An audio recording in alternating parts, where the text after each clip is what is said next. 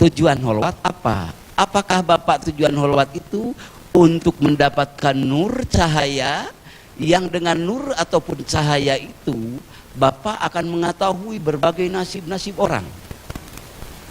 Apakah tujuan itu? Apakah tujuan yang fokus? Insya Allah bapak-bapak di sini diarahkan oleh beliau Hadratus saya di sini, Wakil Talqin Pangresa Guru Agung kita Syekh Ahmad Sohibul Wafat Tajul, untuk supaya lebih mencintai Allah, mengenal Allah, bertauhid pada Allah, bukan hanya untuk menguasai ataupun mengetahui nasib seseorang. Itu bukan tujuan. Kalau tujuan itu tetap termasuk kita membabukan Allah, menginginkan sesuatu yang dorongan nafsu adalah untuk kepentingan kita juga. Itu namanya tolabud dunya bi a'malil akhirah. Kalau Bapak bertujuan kepada sesuatu selain Allah, yaitu ingin supaya kita populer toh, ataupun supaya lebih hebat dagang toh, ataupun supaya lebih ditakuti dan sebagainya, itu adalah sama, tetap mencari keuntungan dunia dengan amal akhirat. Insya Allah di TKN itu ada pelurusan.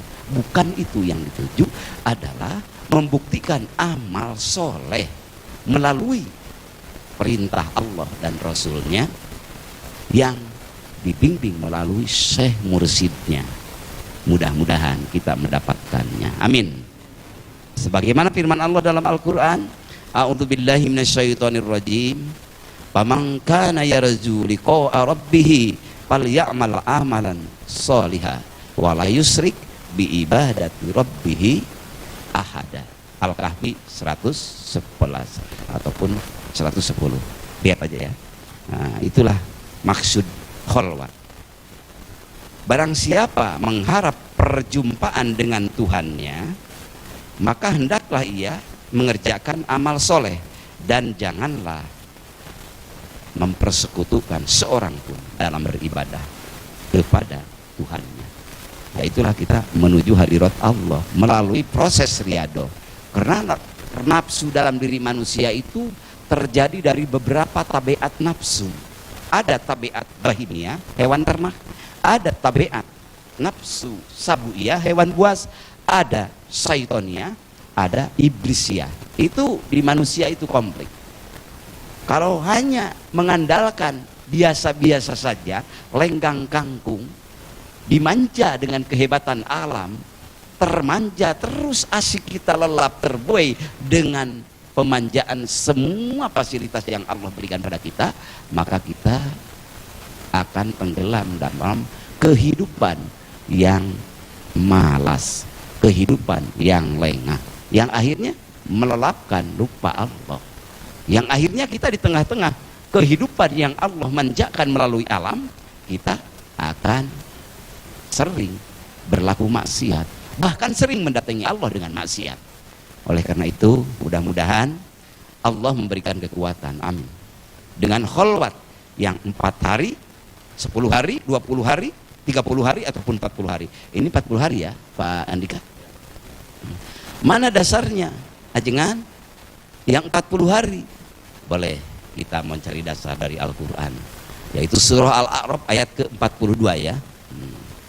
Allah berfirman, a'udzubillahi minasyaitonirrajim, wa wa'adna Musa salasina lailatan wa atammaha wa atmamha wa atmamnaha bi asrin fatamma miqatu rabbihi arba'ina lailatan.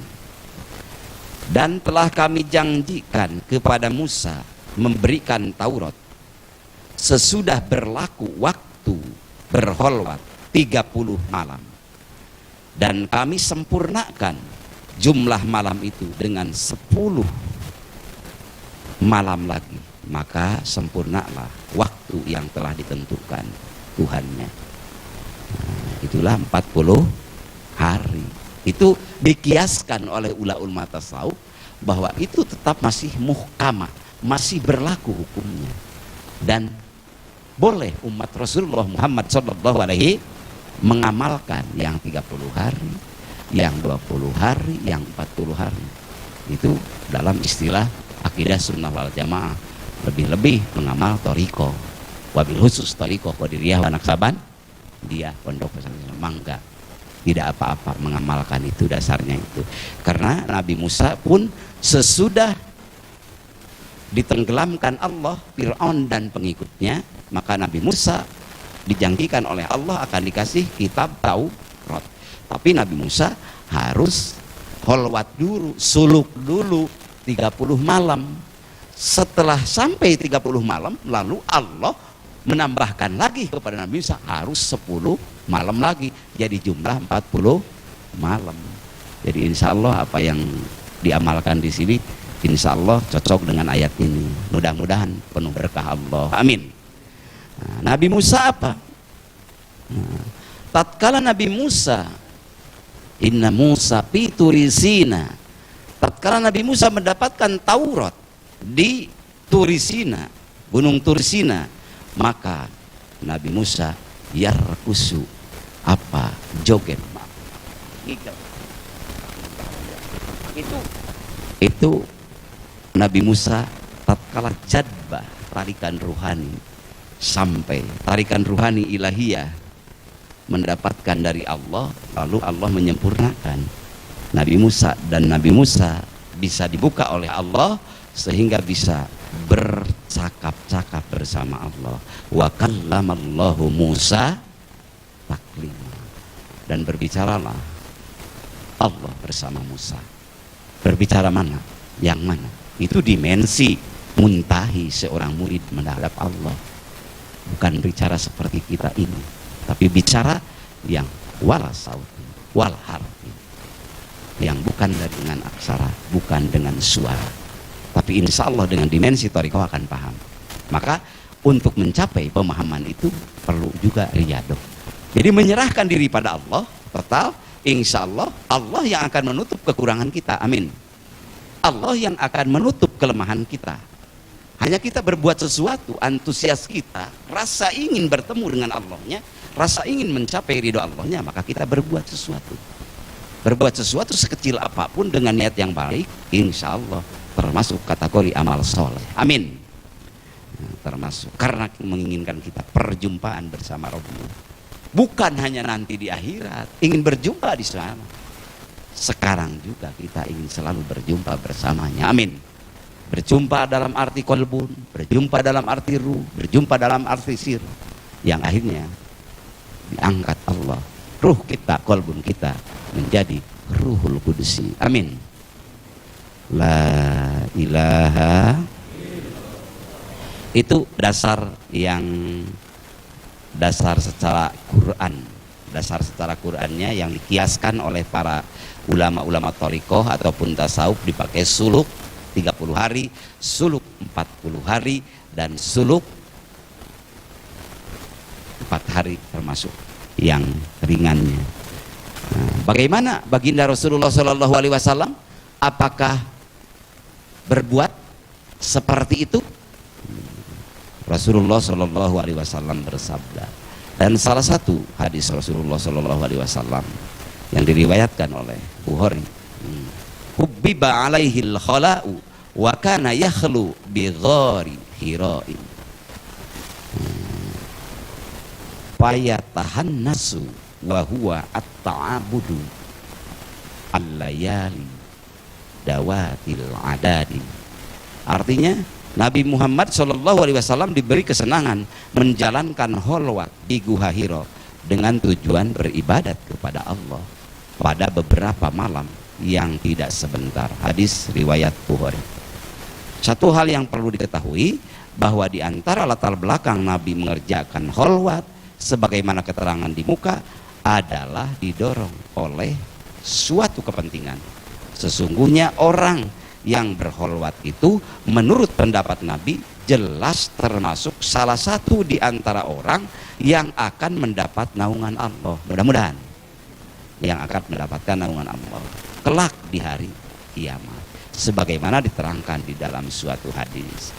Itulah an Abi Hurairah radhiyallahu anhu, di antaranya yang yaitu hadis anin Nabi sallallahu alaihi wasallam qala sab'atun yudhilluhumullahu fi dhillihi yauma la dhilla illa dhilluhu, imamun adilun wasabun nasata fi ibadatillah, dan seterusnya. Yang terakhir adalah warajulun dzakarallaha khalian fafadat ainahu fafadat ainahu. Yang terakhir adalah seorang yang berzikir kepada Allah Ta'ala di tempat yang sunyi, berholwat. Yang sunyi maksudnya berholwat, kemudian kedua matanya mencucurkan air mata. Jadi kata holwat termasuk juga di sana. Boleh mengkiaskan dari mana hadisnya bagi orang yang paham dan mengamalkan. Insya Allah. Kalau orang yang nggak senang, menganggap bid'ah, menganggap khurafat dan sebagainya, itu urusan dia. Yang penting kita, keyakinan kita, amalan yang Allah berikan dan Rasul berikan pada kita, mudah-mudahan menjadi istiqomah. Amin. Itu. Yang kedua, apa maksud holwat? Tujuan pertama adalah kita tetap ilahi anta maksudi waridoka a'tini mahabbataka wama. Dasar itu kita. Bukan karena apa-apa, ingin dasar karena ilahi antamak, karena ya Tuhan, engkaulah yang aku maksud. Waridoka matlubi, ridhomu dalam holwatku ini, dalam manakibanku ini, halakohan kami ini, hotaman kami ini, ridhomu yang aku maksud, yang aku tuju. Ini berilah kekuatan kami dalam holwat kami, amin. Berilah kekuatan kami menjalankan manakib, hotaman, riadohan, holwat. Karena arah semata-mata mahabbataka, berilah kekuatan kami untuk mencintaimu dalam holwat kami ini, amin. Wa ma'rifataka, dan berilah kekuatan ma'rifat padamu, insyaallah aunur rahman, amin. La ilaha, itu dasarnya, itu diantaranya tentang holwat. Cukuplah 2 hadis juga ya. Hadis dan Quran juga tidak terlalu banyak-banyak, karena udah iman cukup 1 aja, udah insya Allah.